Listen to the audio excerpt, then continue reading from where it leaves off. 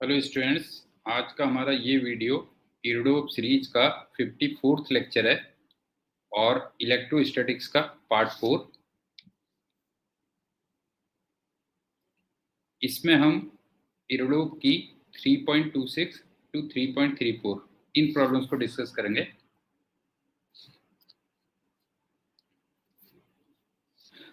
सबसे पहले एक चीज देखो, 3.26 प्रॉब्लम। इसमें ना एक ये स्फीयर है, इसकी रेडियस तो है r और इस पे चार्ज है q, लेकिन इसके बाहर भी चार्ज है।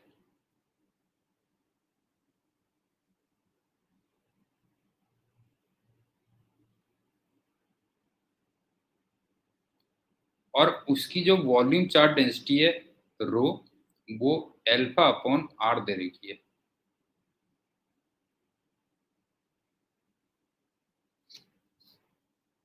तो आपसे ये कहता है कि Q की वैल्यू कितनी हो कि E साइड वो कांस्टेंट है।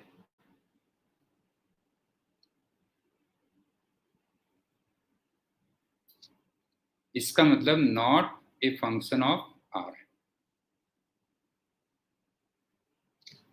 क्वेश्चन एक बार दोबारा रिपीट कर दे रहा हूं, सुन लो।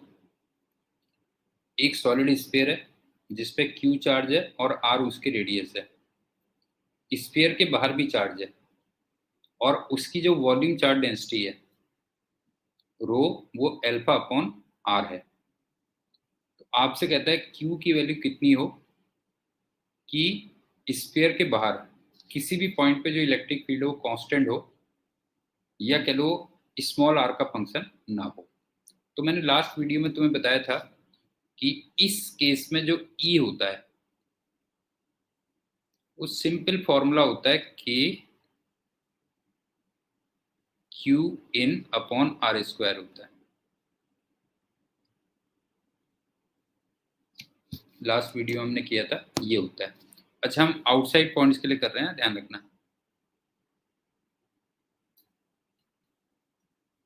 आउटसाइड पॉइंट्स के लिए कर रहे हैं, इसका मतलब small R greater than equal to capital R. अब मेन इसमें आती है क्यू इन कितना होगा। देखो, क्यू इन में एक तो ये क्यू आएगा प्लस कैपिटल क्यू कह लो, ये आर से लेके आर तक आएगा।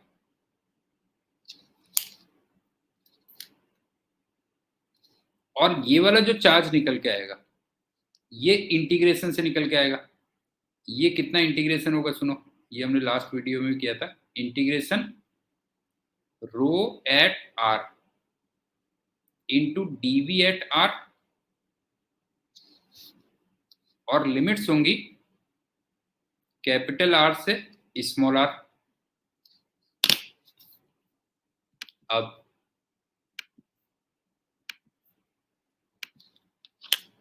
रो एट आर कितना दिया हुआ है, रो एट आर ये दिया हुआ है अल्फा अपॉन आर। और डीवी एट आर कितना होता है ये भी मैंने लास्ट वीडियो में तुम्हें बताया था कि जैसे मान लो मैं यहां से आर डिस्टेंस पे गया और ये मैंने एक छोटी सी स्ट्रिप ली डी आर की, तो इसका मतलब इस वॉल्यूम की बात कर रहा हूं मैं। तो ये कितना हो जाएगा, तो 4 पाई r square into D are, ये आ गया। तो आई थिंक समझ में आ गया होगा। ये बनेगा ई का फॉर्मूला आउटसाइड किसी भी पॉइंट पे। जब आप इसको पूरा सिंप्लीफाई करोगे ना, फाइनली सिंप्लीफाई करने के बाद मैं एक्सप्रेशन लिख दे रहा हूँ किस टाइप का आता है। ई का जो एक्सप्रेशन आता है ये कुछ इस टाइप से आएगा, के अपॉन आर स्क्वायर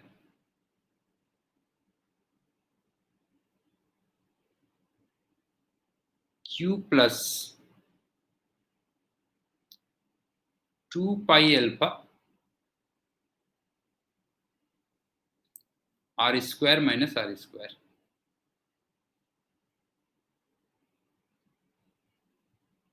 इस टाइप का कुछ एक्सप्रेशन आता है। अब आप ये देखो कि मुझे E को इंडिपेंडेंट ऑफ R दिखाना है, E को मुझे कांस्टेंट दिखाना है,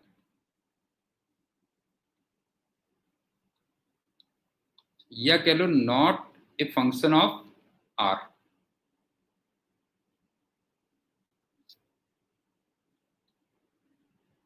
तो तुम्हें उसमें लग रहा होगा कि जो Q minus 2 pi alpha into R square है, Q minus 2 pi alpha into R square है, ये अगर 0 हो जाए तो हमारा काम चल गया। इसका मतलब Q कितना हो जाए, 2 पाई अल्फा आर स्क्वायर हो जाए, बस हो गया। क्यों? देखो, बिकॉज बाकी क्या रहा, आप ये देखो, बाकी रहा 2 pi alpha into R square रहा, और ये आर स्क्वायर और आर स्क्वायर कैंसिल हो गया। तो इसका मतलब फाइनली जो E की वैल्यू आ गई वो कितनी आ गई, देखो K इंटू 2 पाई अल्फा, ये आ गई, बस हो गया। और ये तुम्हें दिख रही होगी कांस्टेंट है। वैसे मैं बाय द वे अगर K को 1/4 पाई एप्सिलॉन नॉट रखता तो आई थिंक ये मेरे ख्याल से आ रहा होगा अल्फा अपॉन 2 एप्सिलॉन नॉट, ये वैल्यू आ रही होगी और ये कांस्टेंट होगी।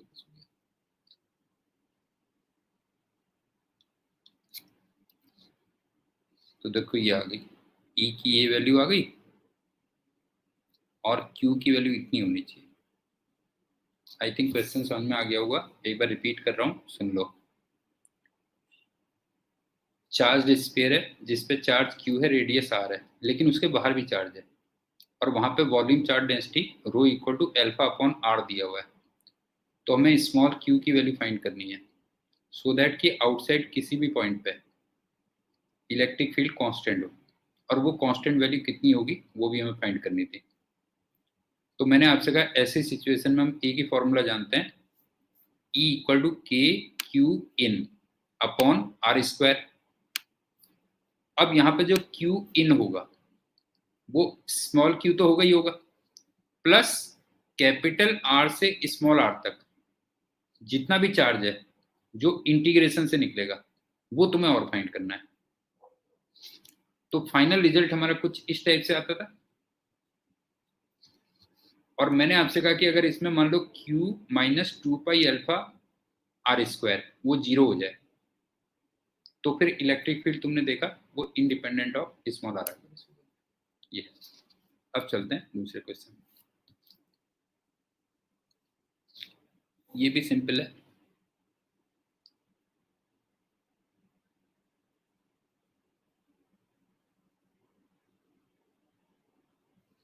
अब तुम्हें सीधे सीधे ये दिया हुआ बेटा, जो है रो इस टाइप से दिया हुआ है, तो तुम्हें इलेक्ट्रिक फील्ड का एक्सप्रेशन निकालना है। बिल्कुल सिमिलर टाइप के क्वेश्चन है, और आपसे कहता है investigate the obtained expressions for the small and large values of R, that is इतना एंड इतना। तो इसमें इनसाइड और आउटसाइड कुछ नहीं दिया हुआ है तुम्हें, समझ गए ना? यहाँ पे ऐसा कुछ नहीं दिया हुआ, इनसाइड और आउटसाइड कुछ नहीं दिया हुआ है। तो सीधे सीधे मैंने तुमसे कहा ई का फॉर्मूला क्या लिख लो बेटा, जो है ई का फॉर्मूला लिख लो के क्यू इन अपॉन आर स्क्वायर। फिर से वही कर दो, क्यू इन फिर से मैंने तुम्हें बताया क्यू इन क्या होगा, इंटीग्रेशन 0 से r कर देना, rho at r into dv at r, ये हो गया। एंड रो एट r कितना दिया हुआ है, रो एट r दिया हुआ है रो नॉट e की power minus alpha r cube दिया हुआ है, और छोटा सा वॉल्यूम एट आर कितना होता है 4πr² इंटू डी आर, बस ये हमें करना है। क्यों? और के की जो वैल्यू होगी वो 1/4πε0 ये रख देना। तो यहां से तुम्हारा इलेक्ट्रिक फील्ड का ये एक्सप्रेशन आ जाएगा। अब इसमें क्या है देखो, पहला अप्रोक्सीमेशन मैथमेटिकल है। अगर alpha R cube very very less than 1 हो तो फिर तुम जानते होगे 1 माइनस ई की power minus alpha R cube, इसको तुम अप्रोक्सीमेटली, ठीक है ना, अप्रोक्सीमेटली, सॉरी इसको बेटा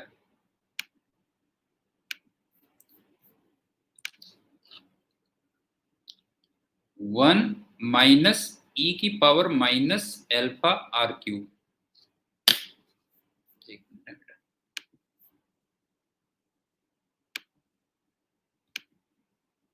मैथमेटिकल है, ध्यान रखना। तो इसको तुम लिख सकते हो 1 माइनस अल्फा आर क्यूब या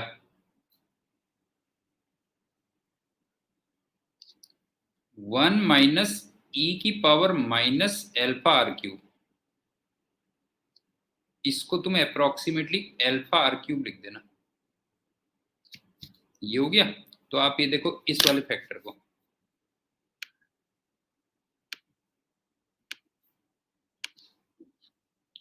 इस वाली क्वांटिटी को, इसका मतलब मैं अल्फा आर क्यूब लिख सकता हूं। क्यों नहीं है? इसको मैं लिख सकता हूं अल्फा आर क्यूब। तो जरा देखना, इसको अल्फा आर क्यूब अगर लिखोगे तो फाइनल रिजल्ट देखो इतना आ जाएगा बेटा, ये आ जाएगा, ये कर। अब सेकेंड अप्रोक्सीमेशन, अगर alpha R cube very very greater than 1 हो,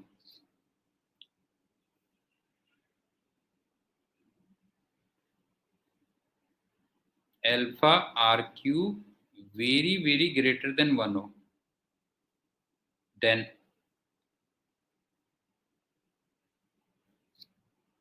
ई की power minus alpha R cube को तुम अप्रोक्सीमेटली 0 लिख सकते हो ना। नहीं है, उस केस में तुम ई की power minus alpha R cube को क्या लिख सकते हो? अप्रोक्सीमेटली 0 लिख सकते हो। तो जरा देखना, इसमें अगर तुम ये वाले को 0 लिख दोगे तो फाइनल रिजल्ट कितना आएगा देखो, rho naught upon 3 epsilon naught alpha R square, ये आ गया। तो सिंपल क्वेश्चन है जैसे पहले चल रहा है, बस यहाँ पे थोड़ा सा तुम्हें एक चीज ध्यान रखनी है कि यहाँ पे इनसाइड आउटसाइड कुछ भी नहीं दिया हुआ है, तुम्हें एक जनरल एक्सप्रेशन निकालना है। तो तुम सीधे सीधे के क्यू इन अपॉन आर स्क्वायर करोगे तो वहां से ई का एक्सप्रेशन निकालोगे। और दूसरा मैंने आपसे कहा कि अगर alpha R cube very very less than 1 है तो फिर ई की power minus alpha R cube को आप approximately 1 minus alpha R cube लिख सकते हो। और अगर alpha R cube very very greater than 1 है तो फिर ई की power minus alpha R cube को अप्रोक्सीमेटली 0 लिख सकते हो। तो ये अप्रोक्सीमेशन। अब चलते हैं अगले क्वेश्चन।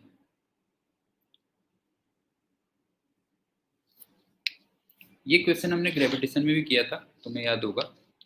जैसे मान लो ये सॉलिड स्फीयर है, सॉलिड स्फीयर ऑफ चार्ज है और इसमें ये कैविटी है और ये यहां से यहां तक ये वाला वेक्टर ए दिया हुआ है।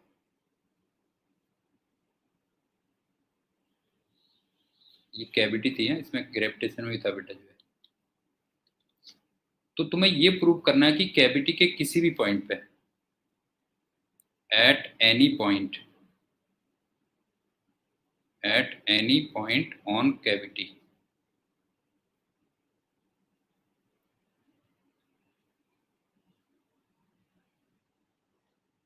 इलेक्ट्रिक फील्ड कांस्टेंट होता है, ये प्रूव करना है तुम्हें।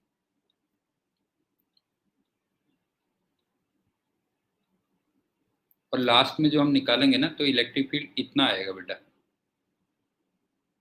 और जरा देखो ये कांस्टेंट है, देखो क्यों, देखो रो यहाँ पे वॉल्यूम चार्ज डेंसिटी है जो कांस्टेंट है, ए वेक्टर यहाँ पे कांस्टेंट है, और 3 और एप्सिलॉन नॉट दोनों कांस्टेंट है, तो इसका मतलब पूरा ए वेक्टर क्या हो गया, तो कांस्टेंट हो गया, बस हो गया। अब इसमें देखो क्या करते हैं। सबसे पहली बात, अगर कोई सॉलिड स्फीयर ऑफ चार्ज हो, सॉलिड स्फीयर ऑफ चार्ज हो,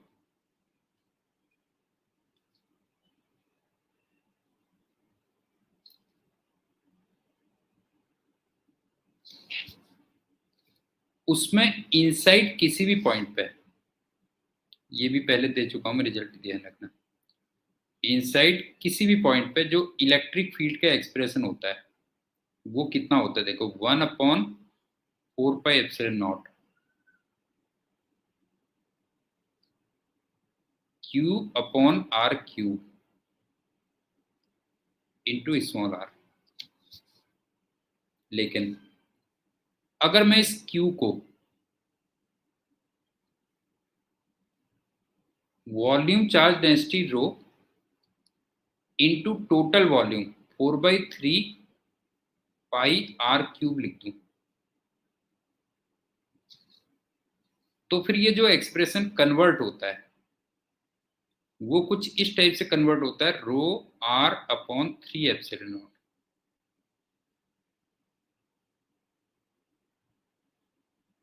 ये हम पहले भी किसी वीडियो में कर चुके हैं, ρr/3ε0 इतना आता है। और अगर Q पॉजिटिव है तो फिर इसकी जो डायरेक्शन होगी वो अवे फ्रॉम सेंटर होगी, अवे फ्रॉम सेंटर,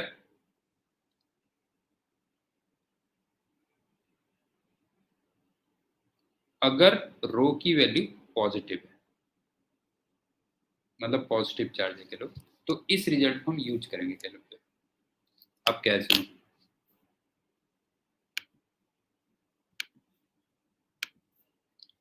कैविटी में मान लो मैं कोई भी पॉइंट ये लेता हूं P,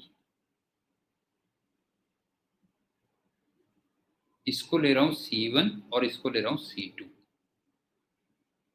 और ये वाला वेक्टर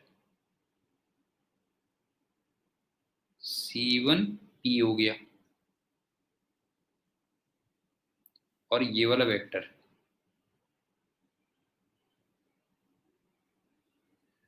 C2P वेक्टर हो गया।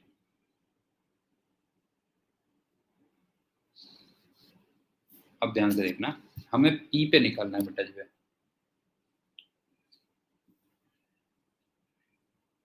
एट P मुझे E निकालना है, E due to remaining portion कह दे रहा हूं, ठीक है, R का मतलब रिमेनिंग हो गया, ये हो गया E due to total minus E due to cavity, ये आ गया। समझ में आ रहा, P पॉइंट पे अगर मुझे रिमेनिंग की वजह से इलेक्ट्रिक फील्ड निकालना है तो मैं ऐसे लिखूंगा E due to total sphere minus E due to cavity. अब बस इसमें थोड़ा दिमाग लगाना कि मैं ये वाला फॉर्मूला यूज करूंगा बेटा जो है, ये वाला फॉर्मूला यूज करूंगा, तो यहां पे जो R आएगा टोटल की वजह से वो C1P डिस्टेंस आएगी, टोटल की वजह से जो यहाँ पे R आएगा वो C1P डिस्टेंस होगी, लेकिन वो अवे फ्रॉम द सेंटर करना था मुझे, नहीं है, अवे फ्रॉम द सेंटर मुझे करना था। तो मैं अगर पूरे वेक्टर फॉर्म में लिखूं तो इसकी वैल्यू आएगी ρ/3ε0 C1 इंटू पी वेक्टर होगा, बस हो गया। आप देखो ना, ये आएगा ρ/3ε0 C1P वेक्टर हो गया, माइनस इसी टाइप से अगर मैं कैविटी की वजह से देखूं तो वो C2P वेक्टर हो जाएगा, बस हो गया, C2P वेक्टर हो जाएगा। तो ये आ जाएगा ρ/3ε0 C2P वेक्टर, या मैं इसको ऐसे भी कह सकता हूं, देखो ध्यान से देखना बेटा जो है, रो अपॉन 3 एप्सिलॉन नॉट कॉमन ले लिया, और इसमें मैंने C1 P वेक्टर में माइनस C2 P वेक्टर को ऐड कर दिया।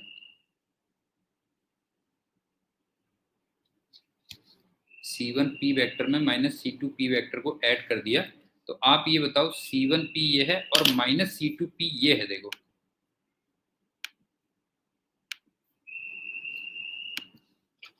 आप देखो ना, माइनस C2 P ये वेक्टर होगा,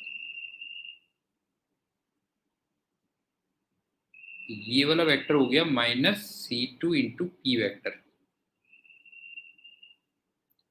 और तुम्हें दिख ही रहा होगा C1 P वेक्टर में अगर मैं माइनस C2 P वेक्टर को ऐड कर दूंगा तो वो A वेक्टर बन जाएगा। क्यों? वो A वेक्टर बन जाएगा। तो इसका मतलब ये क्वांटिटी आ गई rho upon 3 epsilon naught A vector आ गई, और ये पूरे का पूरा वेक्टर क्या आ गया बताओ? कांस्टेंट आ गया बस।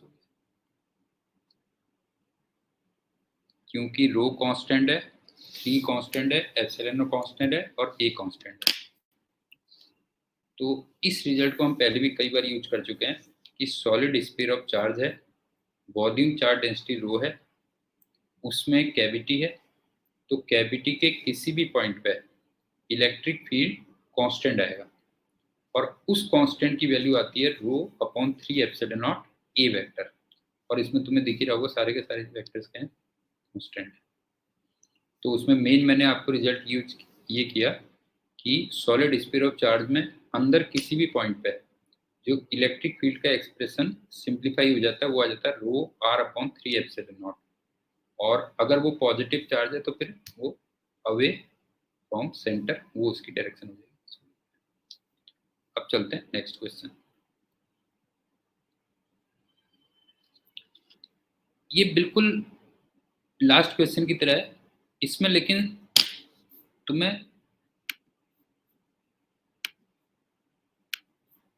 सिलिंड्रिकल वो दिया हुआ बेटा जो है, देखो inside N infinitely long cylindrical charged uniform with volume charge density ये है, और वही कैविटी है, सब कुछ सारी सब चीज कैविटी है, और वो ए वेक्टर भी सब दिया हुआ है बिल्कुल, मतलब बिल्कुल लास्ट क्वेश्चन की तरह है, बस सिलिंड्रिकल है। जैसे वो स्फेरिकल थी, ये सिलिंड्रिकल है बेटा। तो यहाँ पे हमें जस्ट एक फॉर्मूला ये बनाना है, वो सुनो क्या है कि यहाँ पे जो इनसाइड पे, इसको मैं प्रूव कर दूंगा ना लास्ट में तुम्हें, इनसाइड पे इलेक्ट्रिक फील्ड का जो फॉर्मूला होता है वो रो आर अपॉन 2 एप्सिलॉन नॉट होता है। इसको मैं प्रूव कर दूंगा।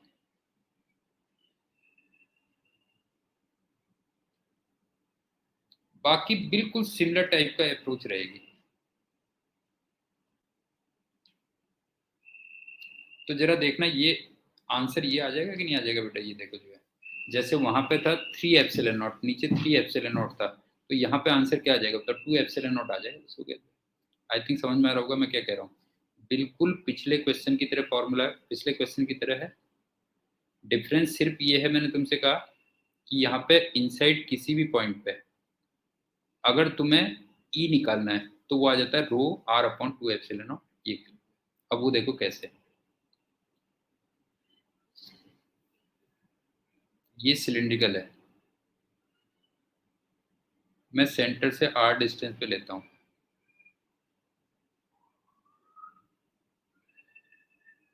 अब आप देखो यहाँ पे तुम्हें लग ही रहा होगा लाइंस ऐसे जाएंगे ना, इलेक्ट्रिक लाइंस ऐसे जाएंगे। क्यों?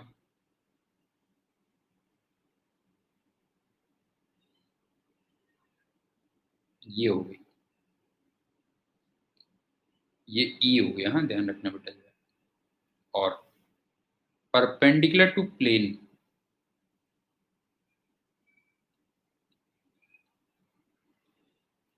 मैंने जो डायमेंशन ली है वो एल ली है।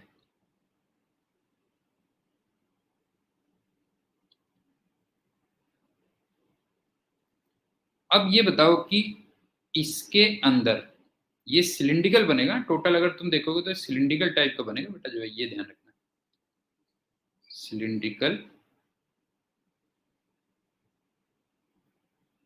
क्लोज्ड सरफेस बनेगी।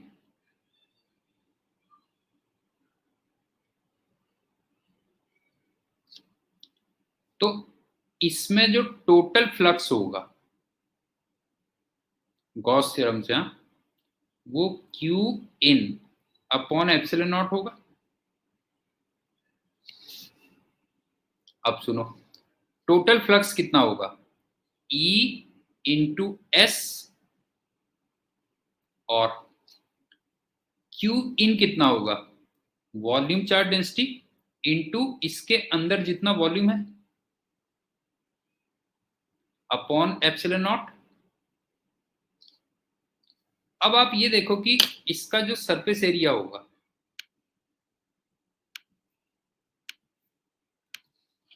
आप ये देखो ना, इस वाले सिलेंडर का जो सरफेस एरिया होगा जहां से इलेक्ट्रिक लाइंस पास हो रही हैं, जहां से इलेक्ट्रिक लाइंस पास हो रही हैं, उसको तुम लिखोगे 2 पाई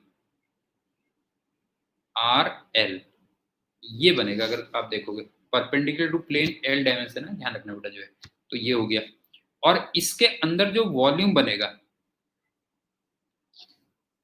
इसके अंदर जो वॉल्यूम बनेगा वो बनेगा पाई आर स्क्वायर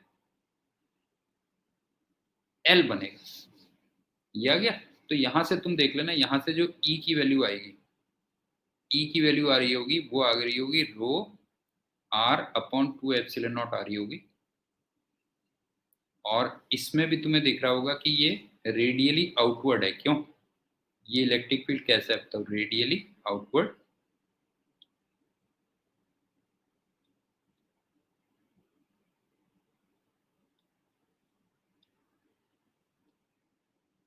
इसमें भी उसी टाइप की अप्रोच करना, कुछ जैसे हमने लास्ट क्वेश्चन में की थी, तो तुम्हारा ये आंसर आ जाएगा। तो फाइनली ये रहा कि एक सॉलिड स्फीयर है, उसके अंदर एक कैविटी है, तो कैविटी में किसी भी पॉइंट पे जो इलेक्ट्रिक फील्ड होता है वो एक कांस्टेंट क्वांटिटी आती है, और उसकी वैल्यू आती है रो ए वेक्टर अपॉन 3 एप्सिलॉन नॉट। और यहाँ पे जो ए वेक्टर था वो C1 C2 था, ये कह लो। इसी टाइप से अगर मान लो सिलिंड्रिकल कोई सिस्टम है और उसमें एक कैविटी कट की है तुमने, उसमें एक कैविटी कट की है, तो उसमें भी जो इलेक्ट्रिक फील्ड आता है किसी पॉइंट पे वो कांस्टेंट आता है, और उसकी वैल्यू आ जाती है बस रो ए वेक्टर अपॉन 2 एप्सिलॉन नॉट, ये क्या। अब चलते हैं अगले क्वेश्चन।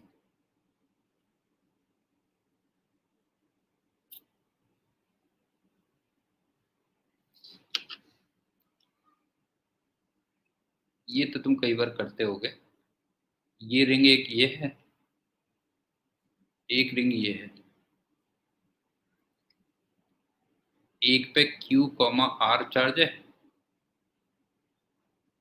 और दूसरे पे -Q कॉमा R चार्ज है, और इनकी center to center distance A दे रखी है, और ये 1 है, ये 2 है। तो तुम्हें V1 माइनस V2 फाइंड करना है, कितना होगा। पहली बात,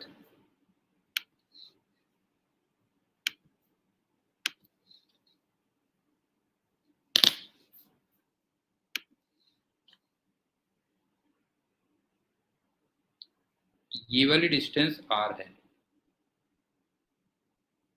इसका मतलब ये वाली जो डिस्टेंस होगी वो under root of R square plus A square होगी। अब सुनो, V1 कितना होगा, V1 एक तो ये Q की वजह से होगा, और एक -Q की वजह से होगा। Q से जो डिस्टेंस होगी वो R होगी, और -Q से जो डिस्टेंस होगी वो root R square plus A square होगी। तो ये बनेगा KQ upon R -KQ upon under root of R square plus A square. ये भी आपको सारी बुक्स में मिलता होगा, क्वेश्चन बुक किया होगा तुमने। इसी टाइप से V2 पे आ जाओ। V2 पे एक तो माइनस क्यू की वजह से होगा और उसकी डिस्टेंस r होगी, और एक q की वजह से होगा और उसकी डिस्टेंस वहां से root R square plus A square होगी। तो इसका मतलब ये हो जाएगा K Q upon R minus K Q upon R, plus K Q upon under root of R square plus A square. ये आ गया। तो यहां से तुम v1 माइनस v2 फाइंड कर लेना। Find v1 minus v2। ये अब चलते हैं अगले क्वेश्चन।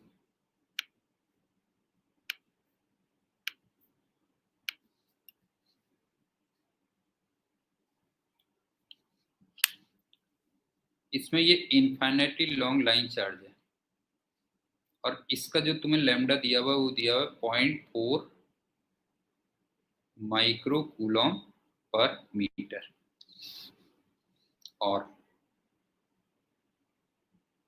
ये 1 पॉइंट है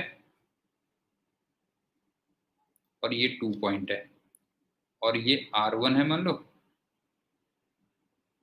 और ये R2 है।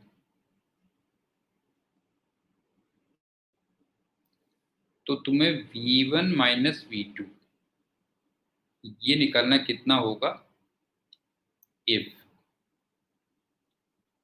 R2 is 2 times R1।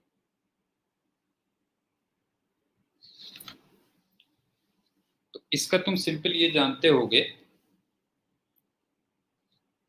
कि जो dV का एक फॉर्मूला होता है वो माइनस ई डी आर होता है। क्यों? और E यहाँ पे lambda upon 2 pi epsilon not R होता है। क्यों? Minus lambda upon 2 pi epsilon not R into D are.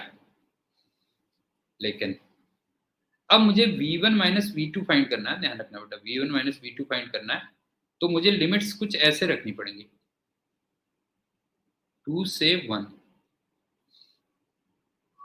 इसका मतलब यहां भी मुझे लिमिट्स रखनी पड़ेंगी R2 से R1, और 1 अपॉन R का जो इंटीग्रेशन होगा वो ln R होगा, और माइनस साइन है तो मैं लिमिट्स को उल्टा कर दूंगा, नहीं लिमिट्स को उल्टा कर दूंगा, तो फाइनली तुम्हारा जो रिजल्ट आएगा वो आएगा V1 minus V2 equal to lambda upon 2 pi epsilon naught ln R2 upon R1, ये कह लो। अच्छा वैसे भी तुम इस टाइप के केस में ना ये एक्सप्रेशन अपने दिमाग में भी रख सकते हो बेटा। जो है यहाँ पे V1 माइनस V2 की जो वैल्यू होती है वो lambda upon 2 pi epsilon naught ln R2 upon R1 होती है। अब सिंपल सी बात है, R2 तुम्हें 2R1 दे रखा है, बस हो गया। 2R1 दिया हुआ है, इसका मतलब ये वाली जो वैल्यू आ गई ये ln2 आ जाएगी। क्यों? ln2 हो जाएगी, और ln2 तुम जानते हो 0.693 होती है, तो वो वैल्यू सब्स्टिट्यूट कर देना और लैम्डा की वैल्यू सब्स्टिट्यूट कर देना, तो वहां से V1 माइनस V2 फाइंड हो जाएगा। ये इतना समझ गया ना। इनफाइनाइटली लॉन्ग लाइन चार्ज अगर हो तो उसमें V1 माइनस V2 का एक्सप्रेशन आप दिमाग में रख सकते हो, और वो आता है lambda upon 2 pi epsilon naught ln R2 upon R1। अब चलते हैं अगले क्वेश्चन में।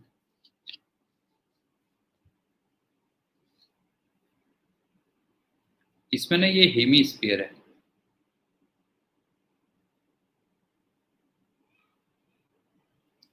और इसमें सरफेस चार्ज डेंसिटी दे रखी है सिग्मा और रेडियस दे रखी है R। तो तुम्हें इसके सेंटर पे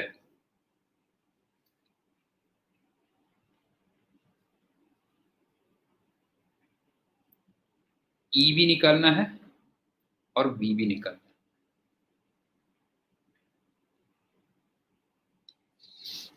एक बार दोबारा सुन लो। एक हॉलो स्फीयर है जिसकी रेडियस r है और जिसमें सरफेस चार्ज डेंसिटी सिग्मा दे रखी है, तो तुम्हें उसके सेंटर में v और r दोनों निकालना है।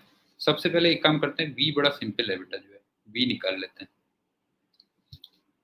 अब आप ये देखो कि जितना भी चार्ज है वो सेंटर इक्वल डिस्टेंस r पे है। आप ये देखो कि हेमी स्फीयर में जितना भी चार्ज है वो सेंटर से इक्वल डिस्टेंस r पे है, तो इसका मतलब v को मैं सीधे सीधे लिख सकता हूँ k q net upon r लिख सकता हूँ। समझे? आई थिंक पॉइंट समझ में आ रहा होगा कि हेमी स्फीयर में जितना भी चार्ज है वो सेंटर से इक्वल डिस्टेंस r पे है, तो मैं सीधे फॉर्मूला लिख सकता हूँ k q net upon r। अब k कितना होगा, इसको तुम रख दोगे 1/4π0।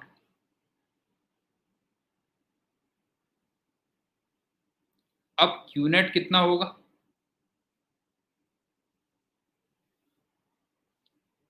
टू पाई आर स्क्वायर, ये तो सरफेस एरिया होगा, और इनटू सिग्मा कर दो, बस हो गया। तो ये आ गया। तो फाइनली तुम इसको सिंप्लीफाई करके देखना, तो ये आएगा, तो इस टाइप का। अब लेकिन जो इलेक्ट्रिक फील्ड होगा वो तुम्हें इंटीग्रेशन से निकालना पड़ेगा, ई निकालना पड़ेगा इंटीग्रेशन से।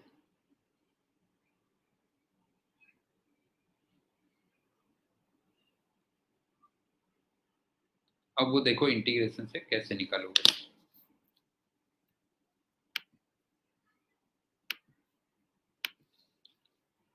आप यहां से थीटा एंगल पे जाओ,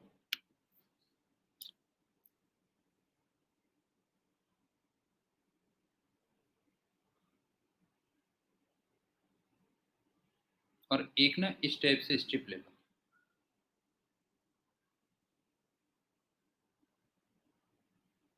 ये आर है, ध्यान रखना बेटा।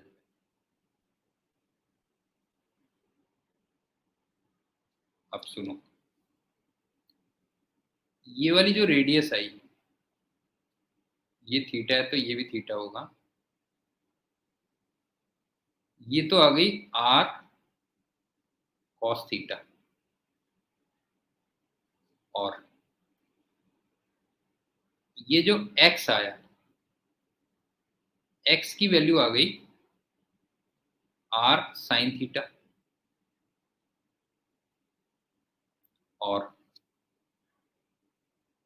इसका जो एरिया बनेगा, ये छोटा सा तुम्हें जो एरिया दिख रहा होगा, डी थीटा की स्ट्रिप लेनी पड़ेगी, बेटा ध्यान रखना। तुम्हें यहाँ पे थीटा एंगल पे डी थीटा की स्ट्रिप लेनी पड़ेगी, ये डी थीटा होगा।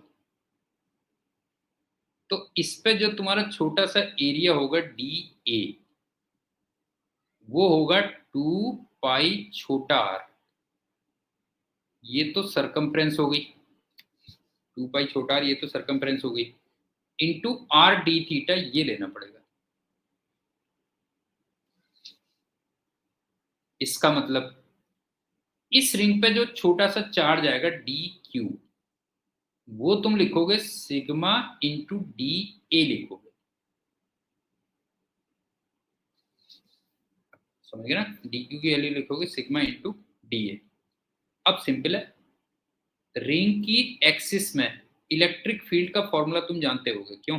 रिंग की एक्सिस में इलेक्ट्रिक फील्ड का फॉर्मूला जानते होगे, और वो कितना होता है देखो, रिंग की एक्सिस में एक्स डिस्टेंस पे डी ई जो फॉर्मूला आएगा वो आएगा K D Q into X upon R square plus X square, इसकी पावर 3/2 आता है, क्यों? ये होता है ना formula, K Q X upon R square plus X square, इसकी पावर 3/2। ये वाला फॉर्मूला मैंने यूज किया है, ये ध्यान रखना, ये वाला फॉर्मूला यूज किया है, तो इतना होगा। उसके बाद इंटीग्रेट कर दो, बस हो गया। टोटल इलेक्ट्रिक फील्ड निकालना है तो डीई को इंटीग्रेट कर दोगे, और मैंने थीटा और डी थीटा लिया था, ध्यान से देखना बेटा, थीटा और डी थीटा लिया था, तो इसका मतलब थीटा की वैल्यू 0 डिग्री से थीटा की वैल्यू 90 डिग्री तक, वहां तक इंटीग्रेट कर दो तो तुम्हारा आंसर आ जाएगा। तो इलेक्ट्रिक फील्ड में तुम्हें इंटीग्रेट करना पड़ेगा, लेकिन पोटेंशियल में इंटीग्रेशन की कोई रिक्वायरमेंट नहीं है, पोटेंशियल आपका डायरेक्ट निकल जाएगा। अब चलते हैं अगला क्वेश्चन।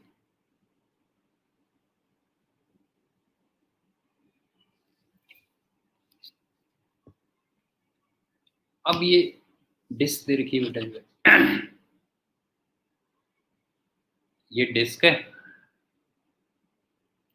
इसकी रेडियस r है और इसमें सरफेस चार्ज डेंसिटी सिग्मा दे रखी है ना, सरफेस चार्ज डेंसिटी सिग्मा दे रखी है, और यहां से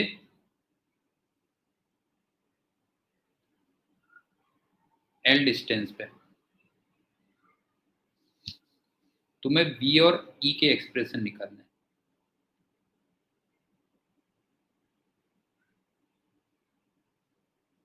और उसके बाद L टेंडिंग टू 0,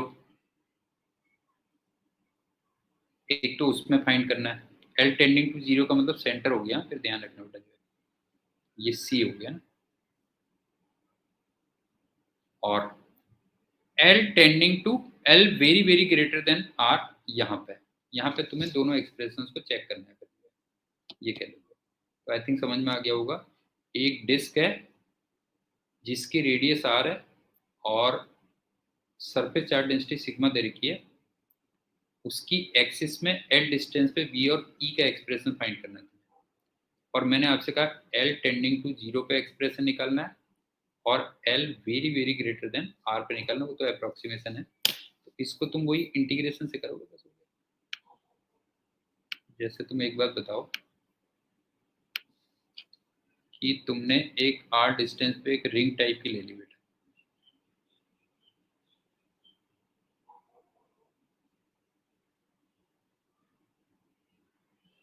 ये हो गया ना,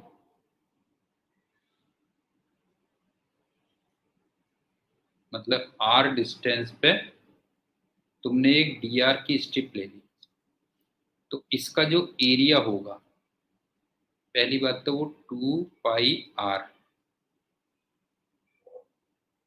इंटू डी आर होगा, इसका मतलब इस पे जो चार्ज होगा वो सिग्मा इंटू डी होगा। और एक चीज और, ये वाली जो डिस्टेंस होगी ये हो जाएगी under root of R square plus L square, ये होगी।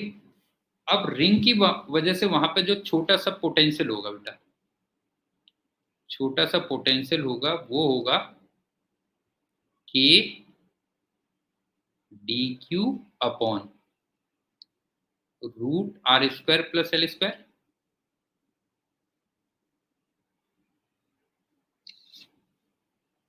एक तो ये आ गया पोटेंशियल, और वहां पे जो छोटा सा इलेक्ट्रिक फील्ड होगा वो फिर वही फॉर्मूला लगेगा, के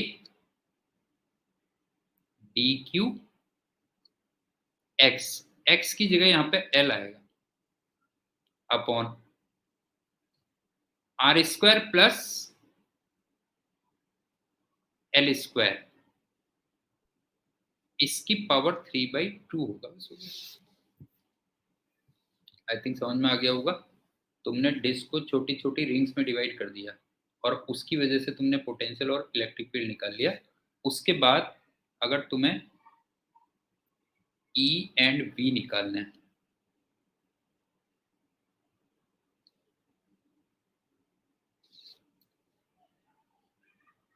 तो फिर इंटीग्रेट कर दोगे, और लिमिट्स क्या होंगी, आर की लिमिट्स होंगी 0 से कैपिटल आर।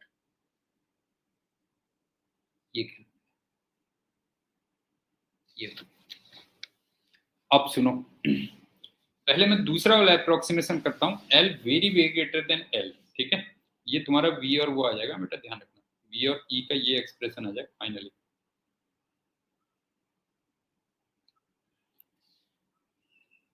अब चलते हैं अप्रोक्सीमेशन में।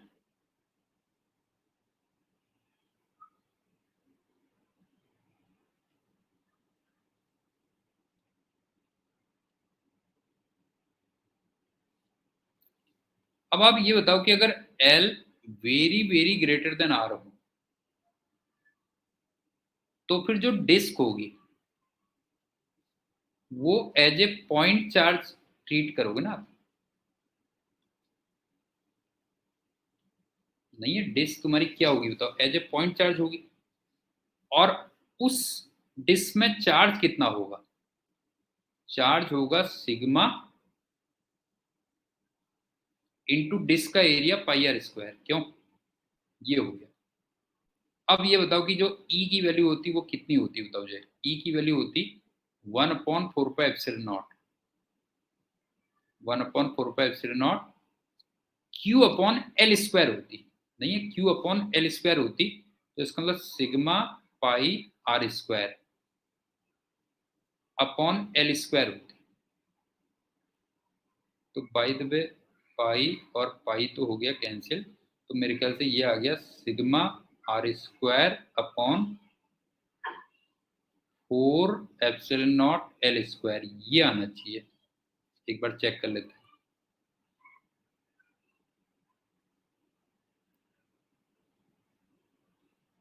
अच्छा, इसमें क्यू की वैल्यू रखनी है इनको अभी, ठीक है। क्यू की वैल्यू रखनी है, तो वही किया हुआ है इन्होंने और कुछ नहीं है। देखो ये किया हुआ ना बेटा, ये हो गया। क्यों? ये आ गया। और इसी टाइप से जो v आता, वो v कितना आता बताओ? 1/4 pi epsilon naught Q upon L आता। क्यों? क्यू अपॉन एल, तो इसका मतलब sigma into pi R square upon L, ये आता, बस हो गया। तो इसका मतलब ऊपर वाले फॉर्मूले में sigma R square upon 4 epsilon naught L आ जाता। ये हो जाता है। और एक तुम्हें जो एल टेंडिंग टू जीरो है, एल टेंडिंग टू जीरो है, उसको और देख लेना। जैसे ये वाले में देखो, एल को अगर मैं जीरो रख दूं बेटा, जो है एल को अगर मैं जीरो रख दूं, तो जरा देखना ये कितना आ रहा है बेटा, जो है। तो ये भी जीरो आ गया ना, ये एल है, हाँ, ध्यान रखना बेटा, ये भी एल है। इसको जीरो रख दिया तो सिग्मा अपॉन 2 एप्सिलॉन नॉट आ गया। देखो ये आ गया। तो सेंटर पे सिग्मा अपॉन 2 एप्सिलॉन नॉट आता है, ध्यान रखना बेटा, जो है इलेक्ट्रिक फील्ड जो आता है वो सेंटर पे सिग्मा अपॉन एप्सिलॉन नॉट आता है, जो है ये कह लो। और इसी टाइप से वी वाले में अप्रोक्सीमेशन कर लेना, तो ये इतना आ जाएगा। जस्ट यहाँ पे एक रिजल्ट टाइप का भी आ गया, कह लो।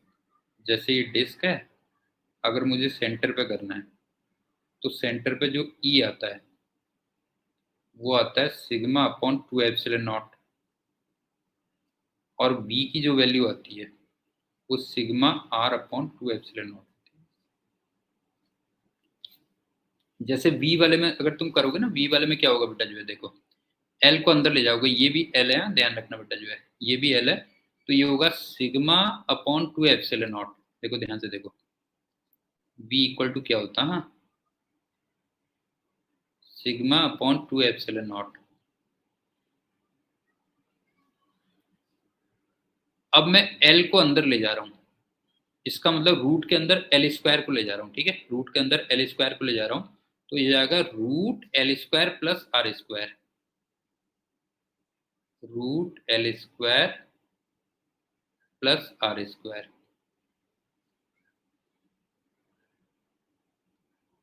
माइनस एल होगा ना,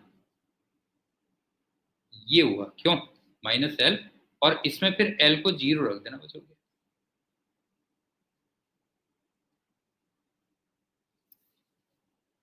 फाइनली इसमें तुम रख दोगे एल को जीरो, तो बस तुम्हारा फाइनल आंसर क्या आ जाएगा बेटा, देखो फाइनल आंसर आ जाएगा v equal to sigma R upon 2 epsilon. ये करें। अब चलते हैं लास्ट क्वेश्चन में। इसमें क्या है देखो,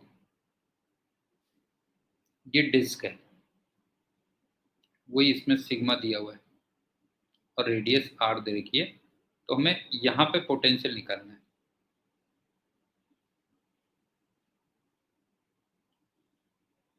सेंटर पे तो हम निकाल चुके हैं। पोटेंशियल एट सेंटर कितना निकाल लिया था बेटा जो है, sigma R upon 2 epsilon naught, इससे पहले वाले में निकाल लिया था हमने।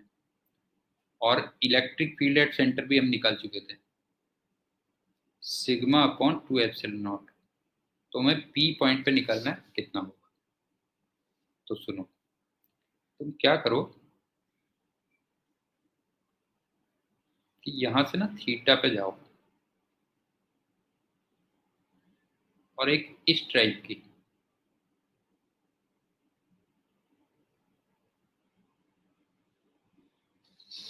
स्ट्रिप लो। अब ध्यान से देखना,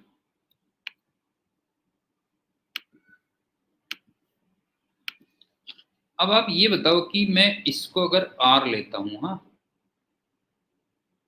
तो तुम्हें लग रहा होगा ये भी आर है,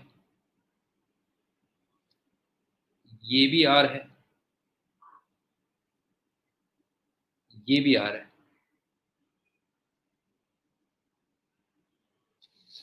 और इसकी थिकनेस मान लो मैं डी आर ले लेता हूं।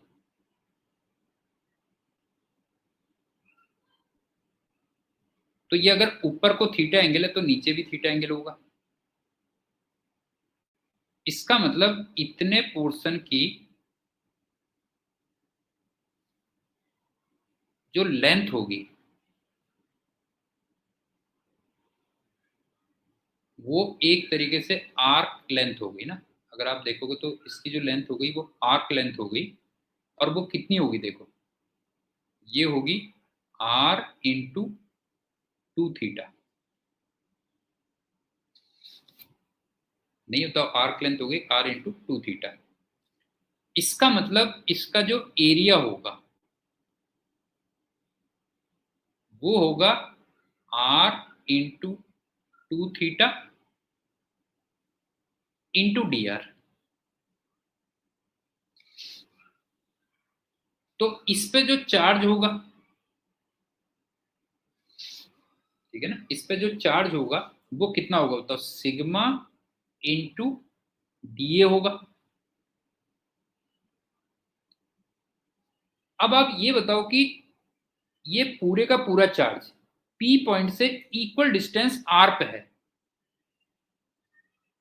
आप देखो ना, पूरे का पूरा चार्ज पी पॉइंट से आर डिस्टेंस पे है। तो इसका मतलब छोटा सा पोटेंशियल कितना हो जाएगा बताओ जो है, छोटा सा पोटेंशियल हो जाएगा के डी क्यू अपॉन आर। और मैंने थीटा वेरिएबल लिया था बेटा, ध्यान रखना, जो है थीटा वेरिएबल लिया था, ये कह लो जो है। तो मेरे को डी थीटा भी चाहिए होगा कहीं पे आगे, अभी बताऊंगा उसके लिए क्या करोगे। अब लास्ट में तुम्हें v निकालना है, तो फिर तुम इंटीग्रेशन डीवी कर दो। और थीटा की लिमिट्स अगर तुम देखोगे तो थीटा इक्वल टू 0 डिग्री से थीटा इक्वल टू 90 डिग्री तक अगर ले जाओगे तो पूरी डिस्क कवर हो जाएगी। लेकिन मैंने तुमसे कहा थीटा को तुम्हें वो करना है, थीटा में इंटीग्रेट करना है, तो डी थीटा भी कहीं पे चाहिए होगा। क्यों डी थीटा भी कहीं पे चाहिए होगा। तो अब डी थीटा कैसे आएगा इसमें देखो जो है, वो बताता हूँ। जैसे ये डिस्क की थी, ये 2r है, और मैंने ये r लिया था थीटा एंगल पे। तो आप ये देखो, ये मेरे ख्याल से आप प्रॉपर्टी जानते होंगे कि ये 90 डिग्री होता है। नहीं, ये क्वांटिटी होती है 90 डिग्री। तो तुम्हें दिख रहा होगा r की जो वैल्यू है वो 2r cos थीटा है। क्यों, इसका मतलब डी आर जहां पे आ रहा है वो हो जाएगा -2r sine theta into D theta. तो यहां से तुम्हारा डी थीटा भी आ जाएगा। बस हो गया, ये ध्यान रखना, जहां भी तुमने डी आर लिखा है वो डी थीटा यहां से आएगा बेटा। और मैंने तुमसे कहा कि थीटा इक्वल टू 0 डिग्री से थीटा इक्वल टू 90 डिग्री में पूरी रिंग कैसे कवर हो जाएगी। तो थोड़ा सा इमेजिन करके देखो बेटा जो है, थीटा अगर 0 डिग्री लूंगा मैं, थीटा इक्वल टू 0 डिग्री लूंगा, तो इसका मतलब ये वाला पॉइंट कवर हुआ ना, देखो ये हुआ, ये लाइन हो गई थीटा इक्वल टू 0 डिग्री। और अगर मैं थीटा इक्वल टू 90 डिग्री लूंगा, देखो तो थीटा इक्वल टू 90 डिग्री का मतलब ये वाली लाइन कवर हो गई ना, ये 90 डिग्री हो गया। लेकिन इसमें दोनों साइड था ना, ऊपर और नीचे दोनों साइड था, तो ये भी कवर हो रहा है ना बेटा, ये कह लो जो है दोनों साइड कवर हो गई, तो थीटा की जो लिमिट्स होंगी वो 0 डिग्री से 90 डिग्री होगी। तो मेरे ख्याल से समझ में आ गया होगा क्वेश्चन क्या था। कि जैसे ये डिस्क थी, मैंने ये वाली एक स्ट्रिप ले ली है, अब इस पूरे चार्ज की यहां से जो डिस्टेंस थी वो इक्वल थी बेटा जो है, ये देखो ये इक्वल डिस्टेंस थी, और इस डिस्टेंस को मैंने आर ले लिया था बस, और इसकी थिकनेस को मैंने डी आर ले लिया था, और इतने पोर्शन का जो एरिया लिया था मैंने, इतने पोर्शन का जो एरिया लिया था वो लिया था arc length into D R, समझ गया ना, arc length into D R. और आर्क लेंथ मैंने कितनी ली थी, small R into two theta वहां से ये। चलो ये लेक्चर यहीं पे खत्म करते हैं, और बाकी इलेक्ट्रोस्टैटिक्स के और प्रॉब्लम्स हम नेक्स्ट लेक्चर में लेंगे। So till then thank you and good day.